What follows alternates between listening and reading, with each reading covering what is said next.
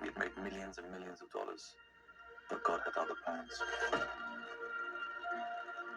Peter Lowe, the one-time drug dealer turned pastor, along with 2 others, will be executed at 12 midnight local time.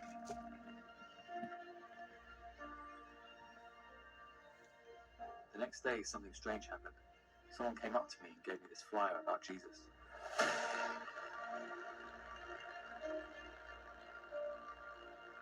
You can be in heaven. You can be in hell. The choice is yours. We're gonna walk straight out of here.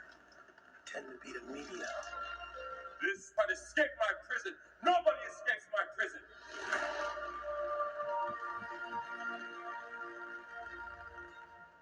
He's a changed person. He's a new man. I found Christ in here, and he forgave me. I found Christ too. My name is Peter Lowe, and I will be executed in 2 hours. Why am I being executed, you ask? Media trust. Well, so there's been an inordinate amount of resources put towards, protecting companies from cybercrime. I know we do that ourselves. We face a lot of cyber attacks from communist China. So you set up very elaborate defense systems to and even then you might get slowed down a bit with the DDoS, one of these kind of big attacks on you. But I still get a ton of phishing emails. Right? And so it's like the focus has been so much on protecting the infrastructure.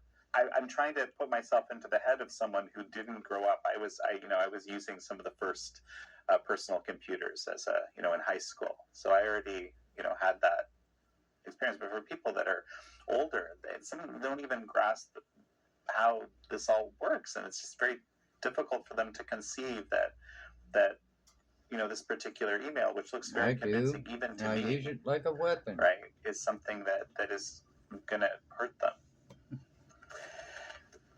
So our take on this is cybersecurity as an industry is designed to protect the corporate or the government castle.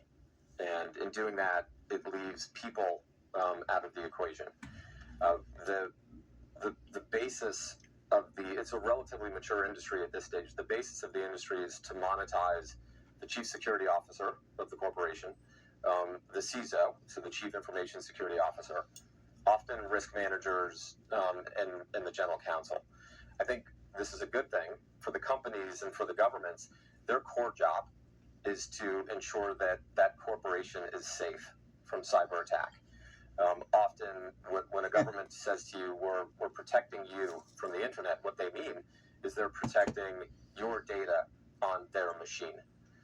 Cyber is designed to enable those particular executives to execute on their primary goal and challenge.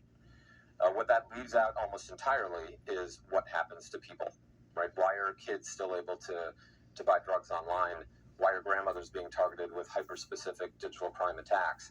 And so cyber is often looked at as a solution to protect all of us. And I think the technology to deliver a lot of these attacks is exactly the same. We have to think about it in context of victim. Cyber is an attack on a corporation, perhaps even an attack on an employee. Digital crime is an attack on grandmothers and children and all of us in our daily lives.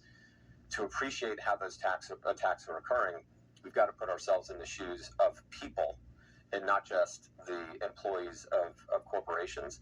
And I think also cyber has been geared technologically and even via compliance rules to simply protect machines.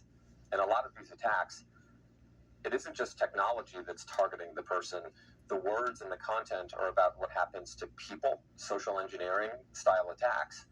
And that has yet to become a cyber priority. And I think maybe it's okay if it doesn't stay cyber, as long as we start giving some amount of energy and thought towards protecting people as well. How prevalent is this? I mean, do you have some kind of sense of the scale? You must have some kind of sense so of we're 19 years in, and every year it goes up, right? So our job is to help companies that are scaled globally. We're trying to protect billions of people, and this is from millions of attacks every single day. Certainly, there isn't anyone that I know that's kind of roughly in the 35 to 55-year-old age range that doesn't have a parent that hasn't been hit by some kind of attack. So we're in a society now where everyone has either been attacked, maybe many times, or they certainly know someone who has, and too many of those targeted attacks are then resulting in actual bad things happening. So this is very prevalent. To give an example of something that's happened in the last 2 years, the CrowdStrike IT issue that was not a cyber attack created knock-on effects that used digital targeting and social engineering to steal a lot of people's money, to get a lot of source code onto devices for future attacks. And the way they did this is very similar to what we're talking about with the movies and the ideas of tech support scams. So bad actors followed up by placing targeted pop-ups in front of people where they knew the antivirus solution that was on the device, so it was customized. If you use McAfee, the pop-up said your McAfee is out of date. Click this button. If you use CrowdStrike, it said you're using CrowdStrike. You've got to take this next step to fix your issue with Windows. Hyper-targeted, curated content on the fly. And this came out within hours of the announcement of the issue, right? So this wasn't designed by people in backrooms creating individual experiences. It's also, we detected this in French, running in France, in German, running in Germany, right? In Spanish, running in South and Latin American countries. So it's curated and smart enough to create the message on your individual persona and how you approach the internet.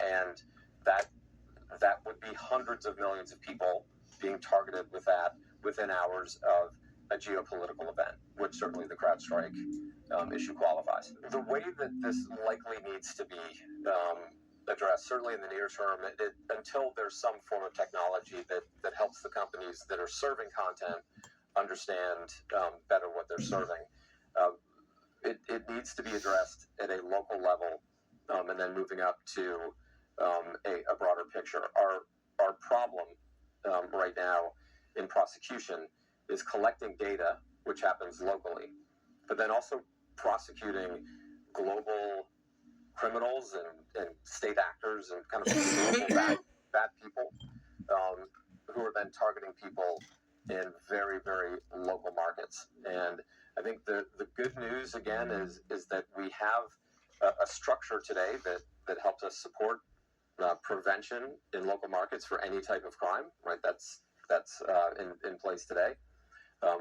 We have different levels of crime fighting that lead up to an FBI that's looking at this across the country, and we have facilities in place to work with our allies to find and prosecute criminals.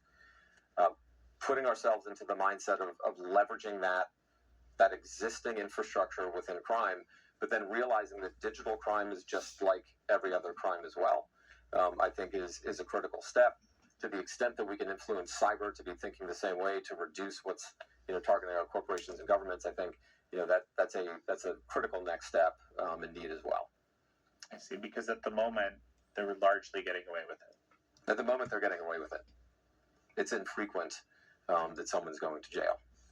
It's the same sort of infrastructure that obviously needs to exist to protect people from these increasing level of sophistication of scams and so forth and crime.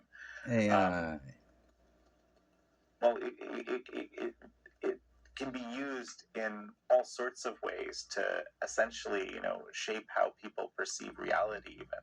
And who gets to decide about that? We're attempting to reduce digital crime. It's called digital for a reason. It's binary. There's ones and zeros, and we think crime is a one. It's known. If it's doing something that's going to hurt someone by stealing their money, things that are already defined as crimes, then we don't need to talk about turning it off. We need to eliminate it from the ecosystem. It's happening over and over again. We need to detect them, take them down, make it harder for actors to participate. I think content, on the other hand, is much more arbitrary, and it's not binary, right? It's certainly in Western society there isn't an arbiter of what the truth is. It isn't the intention to try to defend big tech and social media on their content policies, but they can't win, right? The job is virtually impossible.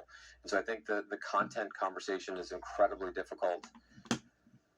Maybe the most important thing we can figure out is knowing who's delivering the message, because there is an intention to what we see, right? If my monetization idea is correct, a lot of the things that we're seeing are placed there for a reason.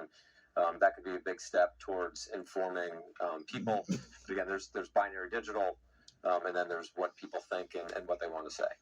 Well, and that's actually a fascinating thought. If you're told who exactly is serving you the idea, that would be very helpful in terms of your decision making.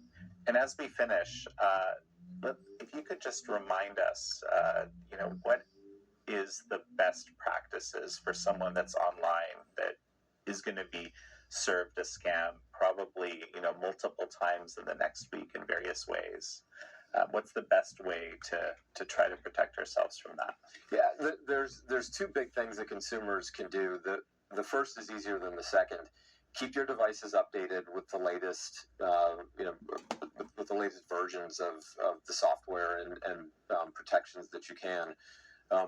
The second is harder, and that's to be very discerning on what you interact with on your device. Take a deep breath before you click. If you're a senior citizen, maybe call somebody someone you know, before you do what the computer tells you to do. If you have any questions at all, right, take that step. These attacks are prolific. So keep your devices up to date. If you can't do it yourself, have someone help you. And then be very discerning on what you interact with in the digital ecosystem. Well, final thought as we finish? Yeah, I think I'll reiterate that we can get this done as a society. It's critically important. When we talk about digital crime, it's generally a kind of a negative and bit of a dour conversation. There's incredibly great things happening with AI, right? AI is going to find ways to cure cancer. AI is going to optimize how we're traveling and ultimately maybe get rid of traffic, right? If you can imagine something like that. Even our digital media consumption experiences are going to improve in many ways with AI. How can we do all of those great things and protect people at the same time? That's the question that we're wrestling with, and I think something that we really need to tackle. Well, Chris Olsen, it's such a pleasure to have had you on. Thank you so much. Thank you all for joining Chris Olsen and me on this episode of American Thought Leaders. I'm your host, Yanya Kellett.